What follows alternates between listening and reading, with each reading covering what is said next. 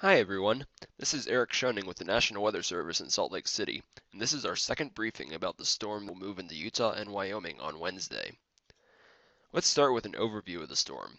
You can see the forecast storm total snowfall there on the left, with the highest amounts in the higher elevations of northern Utah and southwest Wyoming, as well as the valleys near the Idaho border. We are expecting precipitation to begin Wednesday afternoon, with impacts continuing into the overnight hours across the north. The largest impacts will occur in far northern Utah and southwest Wyoming. There could be some minor impacts in central and southern Utah, but in general this will be a quick and relatively light storm for those areas.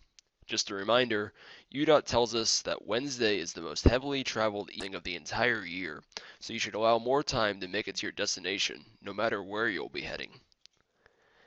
Since central and southern Utah impacts will be minimal, the rest of this briefing will focus on the north. First, I'll talk about the Wednesday afternoon commute along the Wasatch Front and the rest of the north.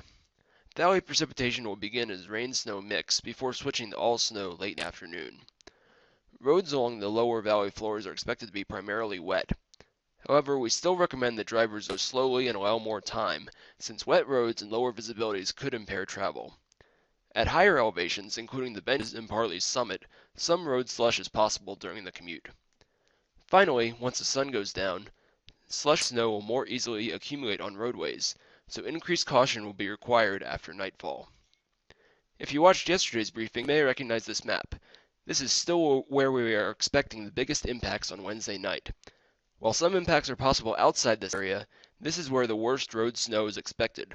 This includes valleys near the Idaho border, as well as many higher elevation routes in northern Utah and heading into Wyoming.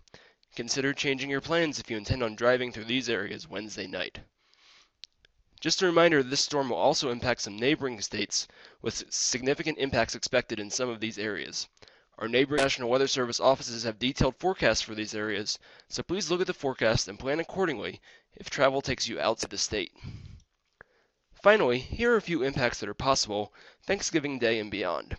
Temperatures will decrease significantly, so any areas that receive accumulating snowfall could have potentially icy roads continuing through the holiday weekend. In far northern Utah and southwest Wyoming, winds will likely increase Thursday and Friday, so snow could blow back into roadways and reduce visibilities. Beyond Friday, the forecast for the weekend is relatively low confidence at this time, but an additional round of snow is not out of the question, so keep an eye on the forecast if you plan on traveling across the area Saturday or Sunday. Thanks for watching. If you have any questions, feel free to send us an email.